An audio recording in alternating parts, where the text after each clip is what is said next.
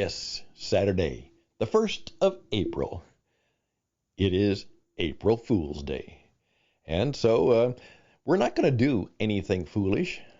I sometimes remember how I have been fooled by some very elaborate April Fool's tricks, but I don't want to go into that right now. Have you ever been really fooled by some April Fool's tricks? Well, today what I would like to do on this Saturday, before I begin to think and reflect and perhaps get ready for what is really important in life, just to visit briefly about this AI deal and what it really means and what they may be trying to do. In effect, it may be something to do with fooling you. What do you feel about being made a fool of? Well, most of us would not like that. But could it be that the business of artificial intelligence right now is turning out to be a fool's game?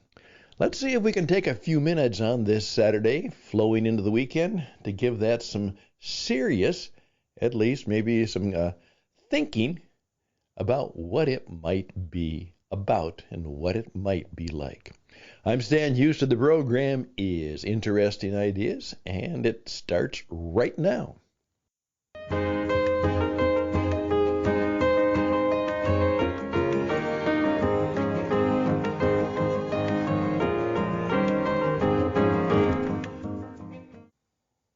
It is very interesting that all of a sudden, this AI thing that just finally began to come together. Now, if you've been watching it, it's been out there for a while.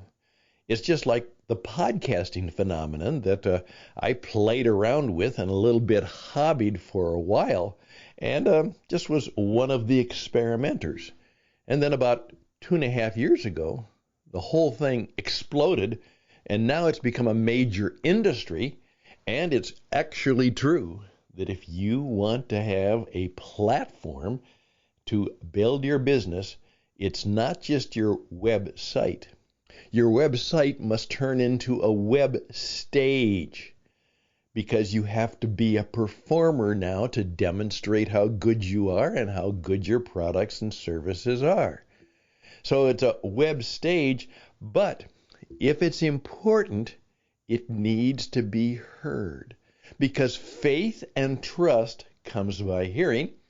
So the podcast phenomenon is going and growing. But artificial intelligence, which has been talked about for a while, all of a sudden is exploding with the ChatGPT. Now, that's just one of the major ones that kind of leaped in first, but there are a number of others, smaller and just as significant, and sometimes actually in a niche way, coming about. Just recently I got an ad, and this is true. The radio station that you may be listening to could be that the person who is talking to you is not a person at all. And what this service is saying is, you tell us what you want someone to say, and we'll make a voice that can say it. And in fact, if you would like it to be John Wayne saying it, we can do that too. And they're saying, just think what a significant radio program you could have if people would think that your radio station is being endorsed and has a great program by John Wayne. Wouldn't that be fun?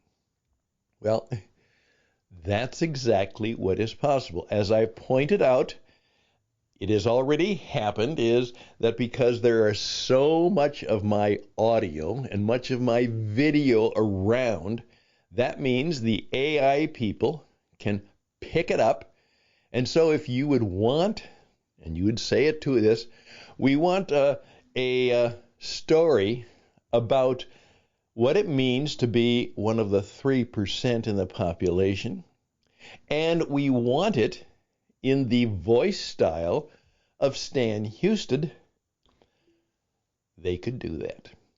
And you could, without paying me any royalty, without me even knowing about it, you could steal me and make it yours. And hopefully you would then benefit from that appearance. That's not just a future sigh. That's right nigh. It's right here now. And because there are so many qualities about the human characteristics and the human powers, obviously there are even some people now, and many of you are aware of that, who have just said, oh boy.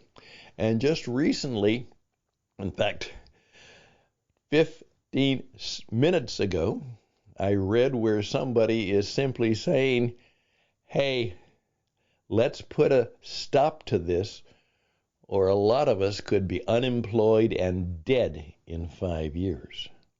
Now, what in the world is that scary stuff all about? I don't know.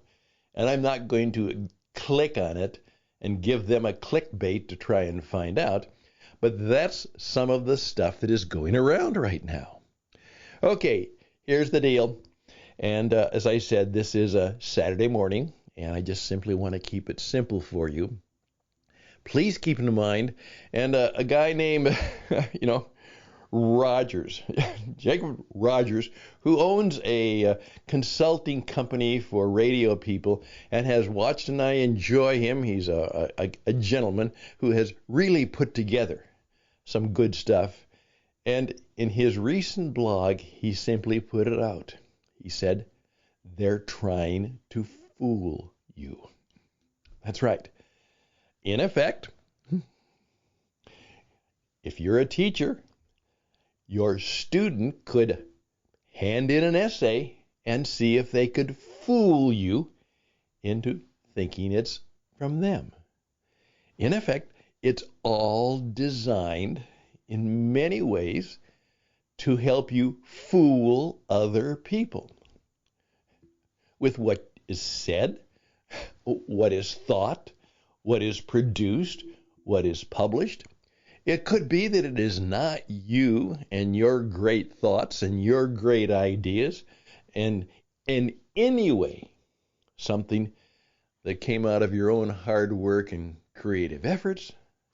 You could just simply beg, borrow, steal, configure, maybe give it a personal touch, send it out. April Fools, April Fools, April Fools. Every day is the 1st of April, because we have entire industries, institutions, politicians, and they've all gotten very, very good to not just lying, but fooling you. There we go. That's the thought. Could it be that we need on this April Fool's Day, which is going to lead, at least for those of us in the deep Christian tradition, into the beginning of Holy Week, which starts with Palm Sunday and then goes through to the betrayal and the death of Jesus and the resurrection. And every time we do that, it is meant to be a week in which we find out what is real, what is true. It's not foolish. That is what the week is about, to find out and discover what is real and what is important and what matters. Interestingly enough, the day before that beginning is April Fool's Day. This could be some significant periods of time. Seth Godin has written a new book. I'm interested to find out more about it. Again, he's the guy who looks like me, and but does a lot more stuff than me, or tries to. And what has happened is he's written a book out called The Song of Significance. And it's been part of his theory that we always need to be looking for doing what matters. The DWM.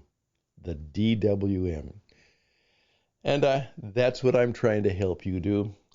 Very basically, this program and everything I do is simply, it's not going to transform you. It's not going to make you rich. It's not going to make you a guru or a star.